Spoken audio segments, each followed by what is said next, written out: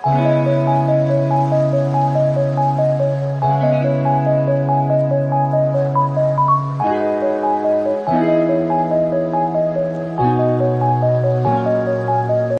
royong.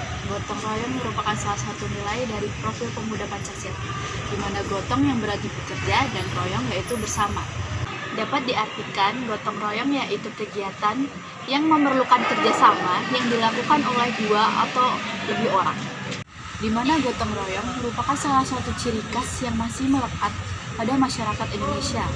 Gotong royong sendiri tertuang dalam Pancasila, sila ketiga, yang berbunyi Persatuan Indonesia. Ada beberapa definisi tentang gotong royong. Salah satunya menurut KBBI atau Kamus Besar Bahasa Indonesia.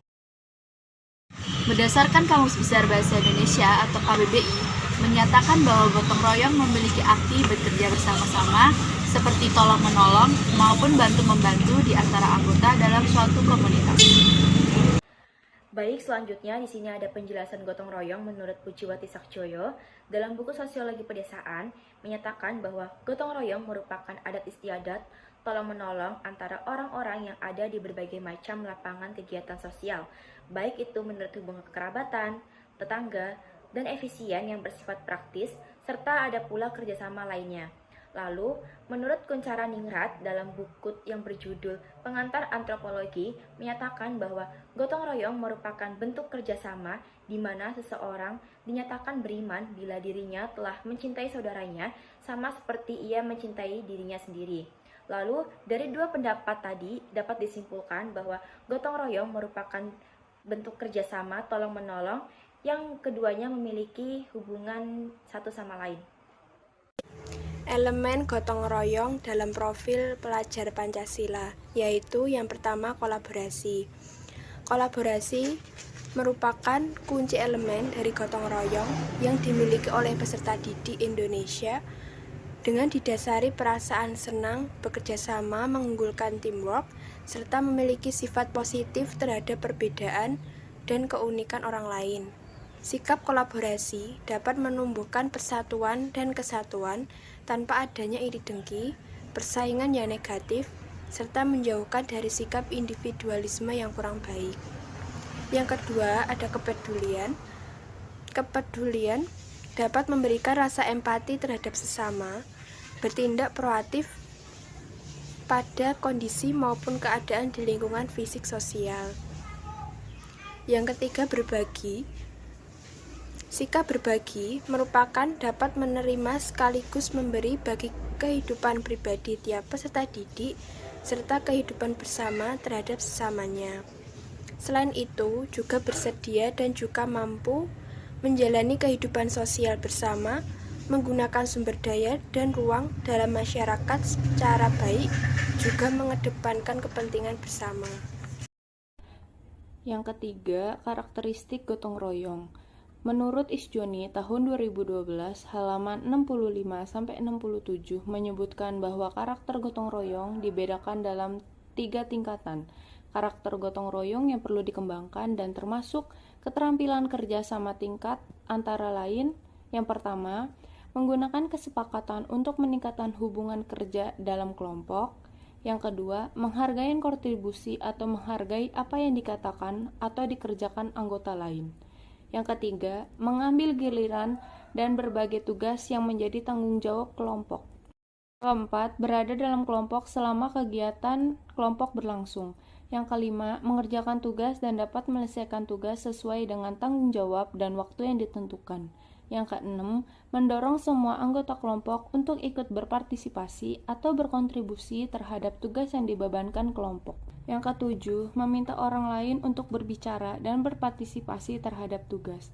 Yang kedelapan, menghormati perbedaan individu. Untuk keterampilan kerja sama yang termasuk tingkat menengah, antara lain adalah menunjukkan kepenghargaan dan simpati, mengungkapkan ketidaksetujuan dengan cara yang dapat diterima, mendengarkan dengan arif, bertanya, menafsir, membuat ringkasan, dan mengurangi ketegangan. Sedangkan untuk keterampilan dalam kerjasama termasuk tingkat mahir adalah memeriksa dengan cermat, menanyakan kebenaran, dan menetapkan tujuan, serta berkompromi.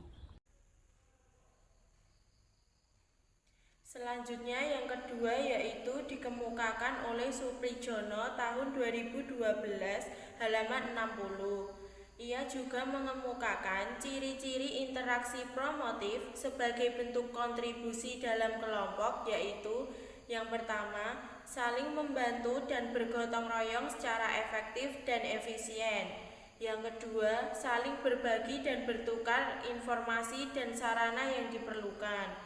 Yang ketiga, memproses informasi bersama-sama secara lebih efektif dan efisien. Yang keempat, saling mengingatkan.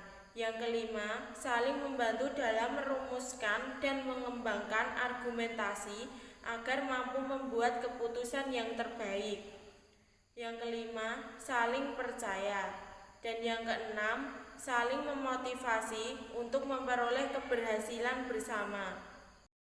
Berdasarkan pendapat-pendapat tersebut, maka beberapa karakter gotong royong yang perlu untuk dikembangkan akan difokuskan pada A. Pembentukan kelompok, yang B. Menjaga hubungan dan berkontribusi dalam kelompok. Selanjutnya yaitu instrumen indikator karakter gotong royong yang digunakan adalah 1. Berada dalam kelompok selama diskusi berlangsung. Yang kedua, keikutsertaan mencari informasi yang berkaitan dengan tugas.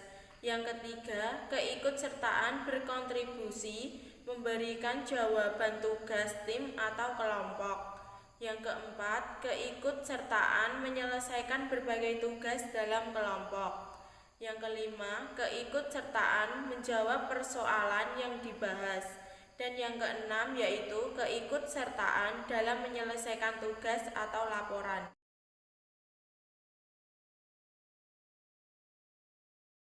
Di sini saya akan sedikit membahas mengenai desain atau kegiatan apa saja yang dapat mendukung salah satu aspek profil pelajar Pancasila, yaitu gotong royong. Jadi desain atau kegiatan yang cocok dilakukan untuk mendukung salah satu aspek profil pelajar Pancasila, yaitu gotong royong, dapat dilakukan dengan cara mengadakan kegiatan bersih-bersih bersama di sekolah. Mengapa bersih-bersih? Ya, karena bersih-bersih itu bisa menyenangkan apabila dikerjakan bersama-sama.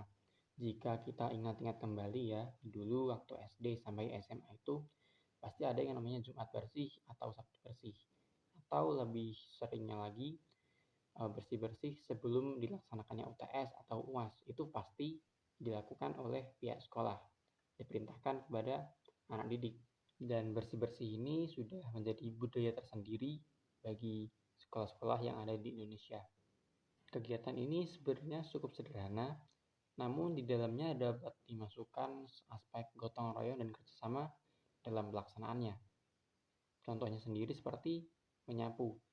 Sebenarnya menyapu itu dapat dilakukan secara individu, namun apabila dikerjakan bersama-sama akan lebih ringan dan lebih cepat selesai.